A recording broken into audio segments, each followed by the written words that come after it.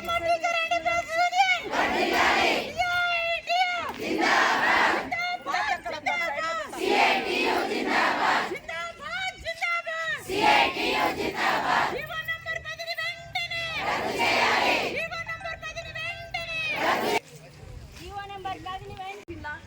సంవత్సరాలు ఒక కంపెనీలకు పోయి హైదరాబాద్ లా ఒక 10 సంవత్సరాలు ఒక మేడం మేడం ఫోటో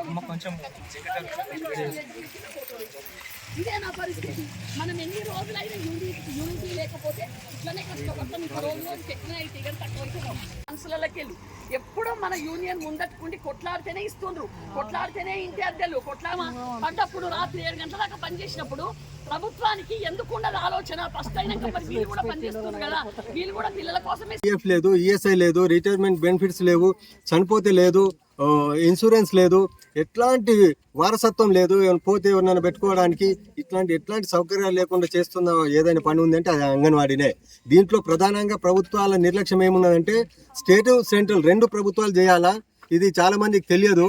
ధర్నాలు చేసినప్పుడు మొన్న ఎన్నికల ముంగట ధర్నాలు చేస్తే కాంగ్రెస్ వాళ్ళు వచ్చిండ్రు, బీజేపీ వాళ్ళు వచ్చిండ్రు.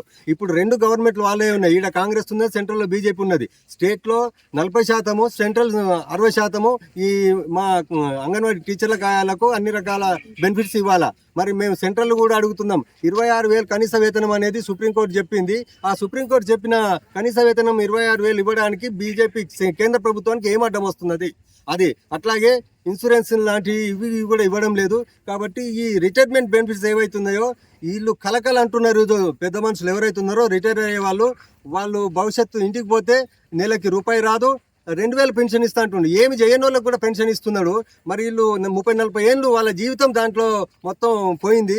ఆ జీవితం పోయిన వాళ్ళకు రిటైర్మెంట్ బెనిఫిట్స్ గౌరవప్రదంగా ఇవ్వాలా. 2 లక్షలు, 1,00,000 టీచర్కు 2 లక్షలు, ఆయాకు 1,00,000 ఇవ్వాలని చెప్పేసి ఏదైతే ఈరోజు ధర్నా జరుగుతుందో దాన్ని ఈ ప్రభుత్వం వెంటనే ఆ జీవో నంబర్ 10ని రద్దు చేసి ఈ కొత్త జీవోను విడుదల చేయాలని చెప్పేసి మేము కోరుతా ఉన్నాం. అప్పటి వరకు రిటైర్ చేయాలని చెప్పేసి ఎవరెవరికైతే ఇచ్చిందో వాళ్ళు అవన్నీ ఆపేసి కంటిన్యూ చేయాలని చెప్పేసి ఈ సీతక్క గారు అంటే మన స్త్రీ శిశు సంక్షేమ మంత్రి గారు మొన్న మా టీచర్లు కలిస్తే చెప్పిన మాట ఏంటంటే, ఈ జీవో ఏదైతే వచ్చిందో ఇది నాకు తెలియదమ్మా, నేను 2 లక్షలు, 1,00,000 పంపించిన, అది ఫైనాన్స్ డిపార్ట్మెంట్ దగ్గర ఆగింది కాబట్టి నేను దాన్ని క్లియర్ చేస్తా అని చెప్పిండ్రు. మరి ఆ క్లియర్ చేయడం ఇప్పటివరకు కాలేదు.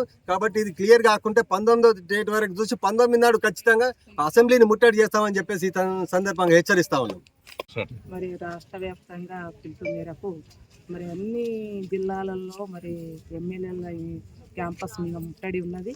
మరి మా ప్రభుత్వం ఏంటంటే ఆ జీవో 10 నంబర్ను తీసుకొచ్చి పెట్టింది. ఆ జీవోను మరి రద్దు చేసేటట్టుగా మరి వీళ్ళు ఎందుకంటే 70 ఏళ్ళ పెద్ద మనుషులు ఉన్నారు, వృద్ధులు 78 ఏళ్ళు ఉన్నారు. వాళ్ళ గతమంతా వాళ్ళ సంవత్సరాలు 40 సంవత్సరాల సర్వీస్ వాళ్ళు చేసి ఇప్పుడు ఏం లేకుండా ఓన్లీ గదే ₹1,00,000 ఇస్తా అంటే గవర్నమెంటు మరి వాళ్ళు ఎక్కడ పోవాలని చెప్పేసి మేము వృద్ధులు మేమందరం ధర్నాలకు కూర్చున్నాం.